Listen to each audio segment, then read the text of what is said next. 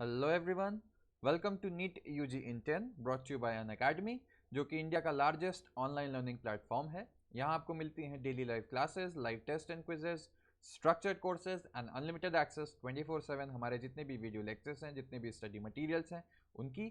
लेकिन उसके लिए आपको हमसे जुड़ना होगा।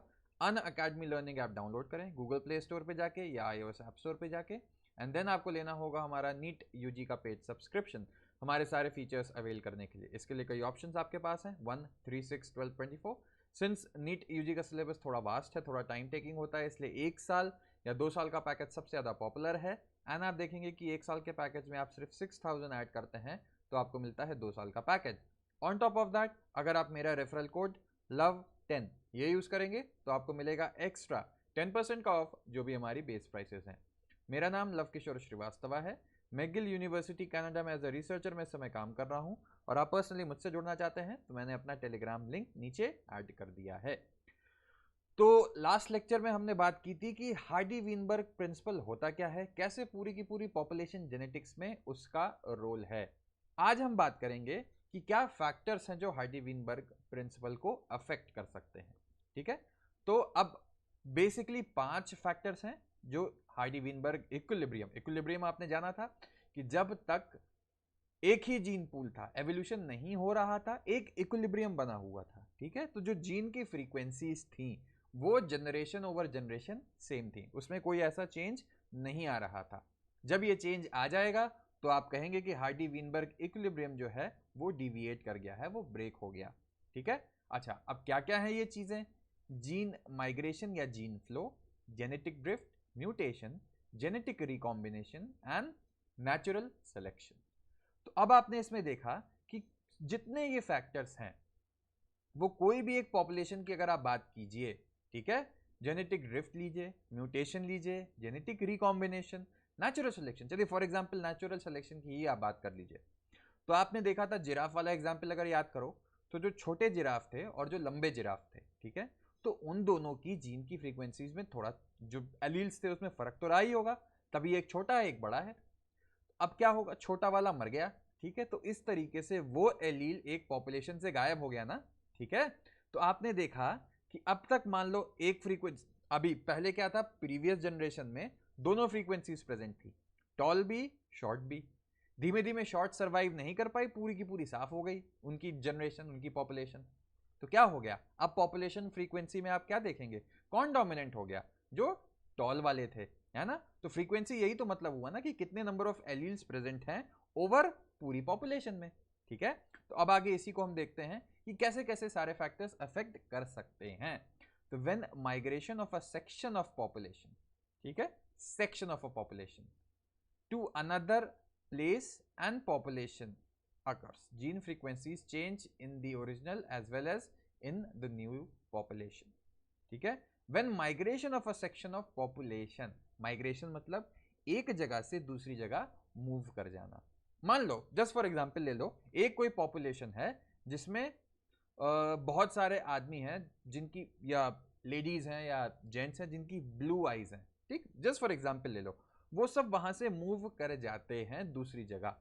ठीक है, तो क्या होगा, पूरा का पूरा आपने देखा ना, यहां पे एक एलील हुआ करता था ब्लू आइज का, अब वो ब्लू आइज एक जगह से हटके कहीं और आ गया होगा, है ना। तो यही आपने देखा कि अगर एक स्पेसिफिक सेक्शन ऑफ पॉपुलेशन, ठीक है, सेक्शन ऑफ पॉपुलेशन का क्या मतलब है, जो लोग रह रहे हैं वही तो पॉपुलेशन कॉन्स्टिट्यूट करते हैं, वो अगर माइग्रेट कर जाएं किसी और जगह तो आप देखेंगे कि जीन फ्रीक्वेंसीज चेंज हो जाएंगी, है ना। कहां पे, जो ओरिजिनल थी जहां से आ रहे हैं, मान लो ए से बी पे जा रहे हैं वो, ठीक है, तो ए में भी तो चेंज करेंगे, ए से उतनी चीजें कम हो गई और बी में उतनी चीजें ऐड हो जाएंगी, तो ओवरऑल जो फ्रीक्वेंसी है वो चेंज हो जाएगी ना दोनों ही पॉपुलेशन में। ठीक है, तो एक बात ये हमने देखी, देखो सिंपल सी चीज, new genes oblique alleles are added to the new population B में, and these are lost from the old population। बिल्कुल कॉमन सेंस की बात है। there would be a gene flow if this gene migration happens multiple times। ठीक है, if the same change occurs by chance is called genetic drift। अब देखो, एक बार की बात हो गई तो ठीक है, ठीक है, तो आप कहेंगे कि माइग्रेशन के कारण था, लेकिन कंटिन्यूसली ये बार बार होता रहेगा तो क्या होगा? आप देखिए, एक तरीके से पानी बहता है, फ्लो का क्या मतलब होता है? ये पानी है, पानी फ्लोइंग, पानी का मतलब एक जगह से दूसरी जगह पानी के मॉलिक्यूल्स, पानी मूव कर रहा है ना, ठीक है? ऐसा तो नहीं कि एक बार हुआ रुक गया। तो अब बार बार कंटिन्यूसली इस जगह से लोग जाते जा रहे हैं, जाते जा रहे हैं, तो क्या हुआ? एक तरीके से फ्लो, बह रही है पॉपुलेशन एक जगह से दूसरी जगह, ठीक है? तो उसी को जीन फ्लो बोलेंगे। तो जीन फ्लो क्या होगा? जब gene migration happens multiple times, ठीक है? और बात है कि ये तो डिलिबरेटली हो रहा है एक जगह से, लेकिन कभी कभी होता है, अभी मैं बताऊंगा, ऐसा चांस होता है कि नेचुरली या बाय चांस ये मूव कर जाए, उसको जेनेटिक ड्रिफ्ट बोलेंगे।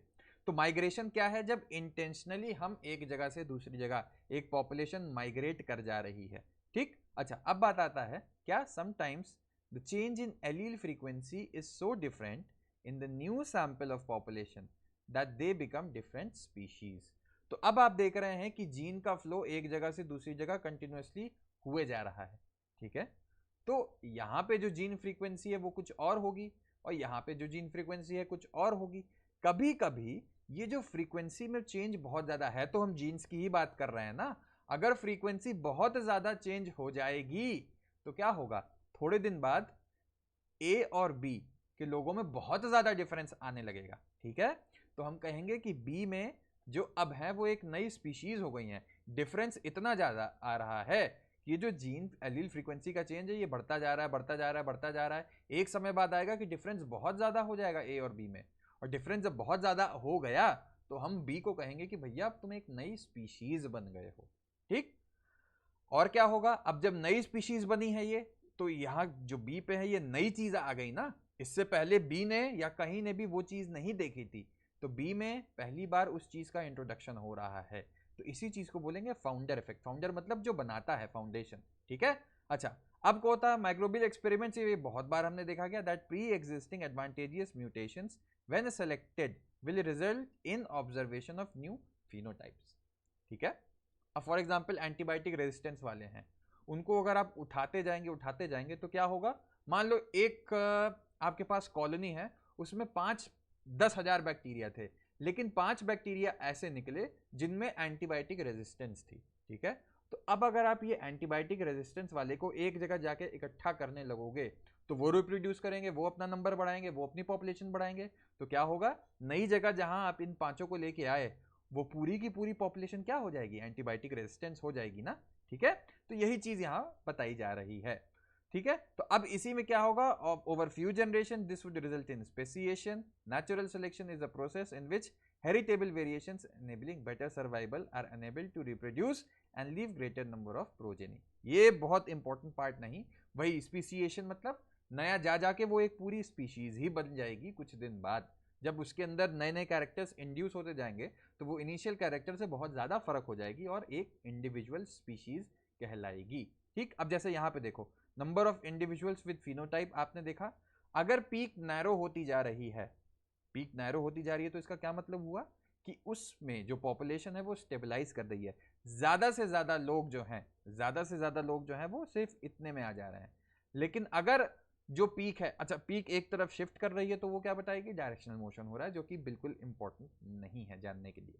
अगर 2 पीक हो रही है तो मतलब ऐसी कोई स्टेबिलिटी तो है नहीं, एक पॉपुलेशन ऐसी बन रही है, एक पॉपुलेशन ऐसी बन रही है, एक स्टेबल बीच में हम कोई एक कॉमन पाथवे पे नहीं आ पा रहे हैं, ठीक है? तो अब ये सिंपल छोटे छोटे पॉइंट्स है। Critical analysis makes us believe that variation due to mutation और variation due to recombination during gametogenesis or due to gene flow or genetic drift results in frequency of genes and alleles in future generation। बिल्कुल एक common सा sense है, इसको धीमे पढ़ना तो समझ में आ ही जाएगा, बाकी ये डायग्राम एक्सप्लेन करता है। अच्छा, अब बात आती है natural selection can lead to stabilization. Stabilization क्यों होगा? क्योंकि इसमें जो कुछ टाइप के दूसरे टाइप के ऑर्गेनिजम्स थे जो सर्वाइव नहीं कर पा रहे, धीमे धीमे साफ होते जाएंगे। तो जो बचेंगे वो कौन सा बचेगा? जो मेन प्रोमिनेंट सर्वाइव कर सकते हैं, इसीलिए उसको स्टेबलाइज बोलेंगे, क्योंकि वो लॉन्गर रन के लिए रह पाते हैं। तो आई होप कि एक बेसिक आइडिया आपको लग गया हो क्या था। वीडियो पसंद आया लाइक करो, सब्सक्राइब करो, कमेंट करो, एंड पर्सनली मुझसे जुड़ना है तो मैंने टेलीग्राम लिंक नीचे ऐड कर दिया है।